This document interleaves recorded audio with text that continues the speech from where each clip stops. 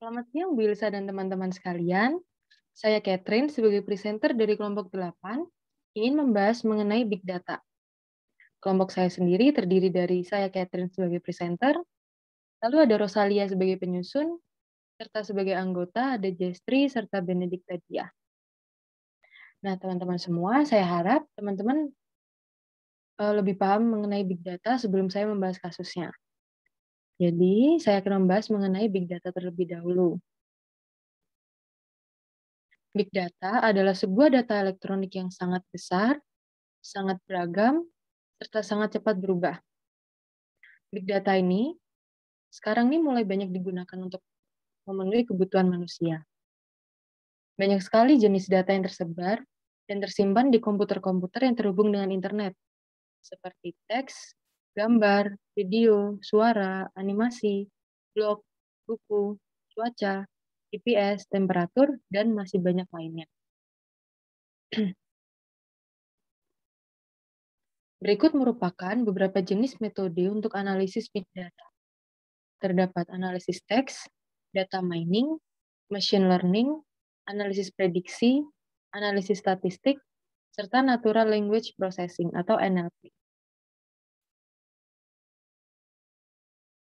Nah, di sini saya ingin menceritakan sedikit mengenai sejarah perkembangan big data. Jadi teman-teman, pada sekitar tahun 2005, orang-orang tuh mulai banyak yang menyadari betapa banyaknya data yang dihasilkan oleh pengguna platform media online, seperti Facebook, YouTube, dan lain-lain.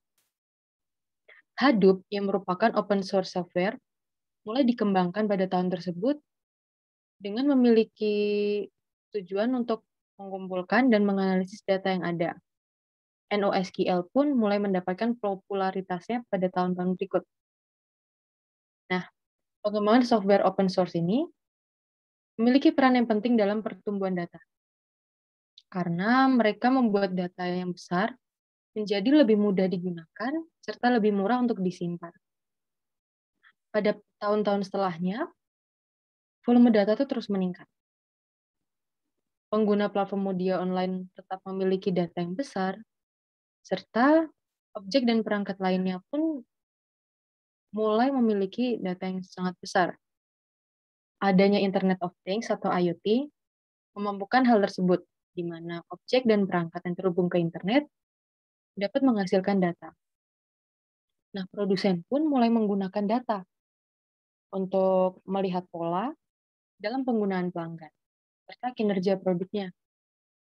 Adanya machine learning pun menjadi salah satu sumber banyaknya data yang ada. Nah, saya harap teman-teman masih ingat mengenai 5V yang pernah kita bahas pada Zoom minggu lalu. 5V ini merupakan karakteristik dari big data. Yang pertama adalah volume. Volume ini berarti ukuran. Jadi kita bisa sebut suatu data itu big data jika dia memiliki volume yang besar atau ukuran yang besar. Kemudian yang kedua adalah velocity. Velocity berarti kecepatan. Di mana kecepatan ini bisa berarti ketika data diterima, data tersebut bisa langsung dipergunakan. Jadi kita bisa sebut data ini menjadi big data jika dia memiliki kecepatan seperti itu. Contoh kecepatannya itu seperti ketika ada data, dia bisa langsung masuk ke memori tanpa perlu ditulis ke hard disk. Lalu yang ketiga adalah variety. Variety berarti beragam jenis data yang tersedia atau bervariasi. Nah, jenis data yang tradisional ini kan biasanya lebih terstruktur. Dengan adanya perkembangan data, muncul juga data-data yang belum terstruktur, seperti teks, audio, dan video, di mana mereka ini perlu waktu untuk diproses supaya kita semua tahu arti dari data-data tersebut. Lalu yang keempat adalah value. Value berarti makna dari sebuah data. Jadi kita bisa sebut data itu big data jika dia memiliki nilai, di mana data itu bisa disebut bernilai jika informasi yang diperoleh dari pengolahannya dapat membantu mengambil keputusan bisnis yang lebih baik.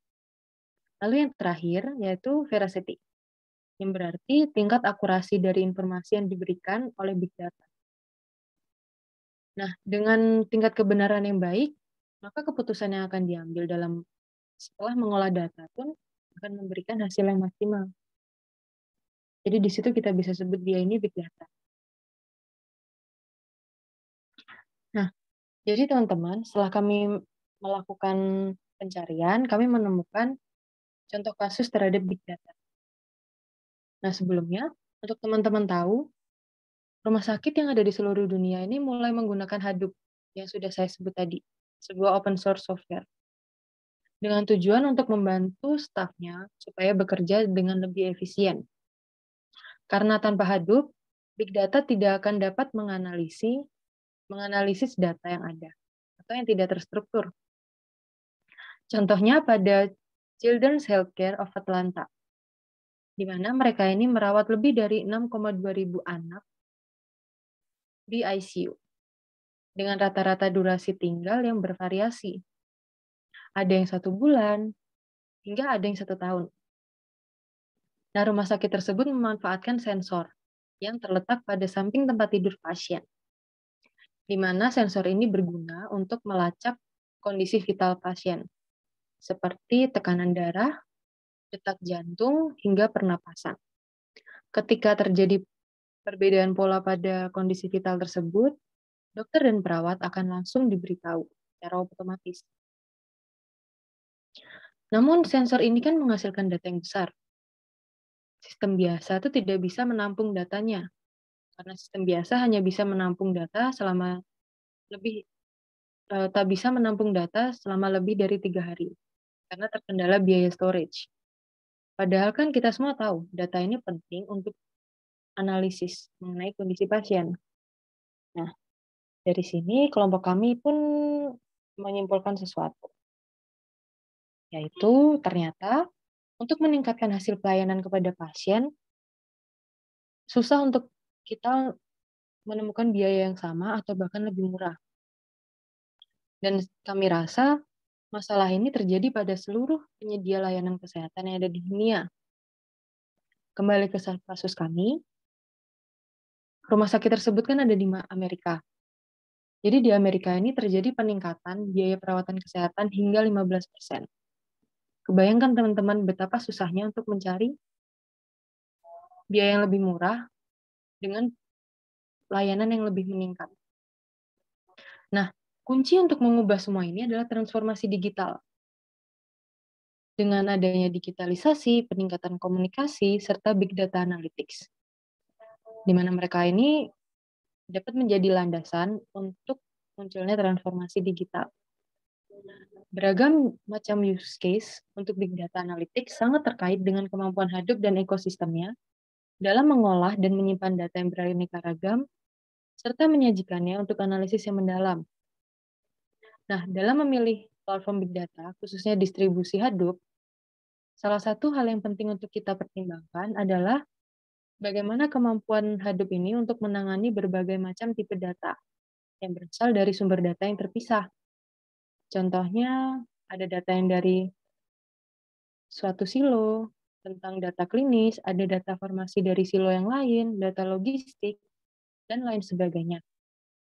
Platform yang dipilih pun hendaknya cukup fleksibel, sehingga tenaga kesehatan dapat menggunakan data yang kompleks, seperti catatan dokter, hasil scan, dan lain sebagainya, di mana data-data ini dapat berguna untuk analisis terhadap pasien, bukan hanya untuk pengertian saja. Nah, teman-teman, kira-kira begitu mengenai big data yang kami temukan.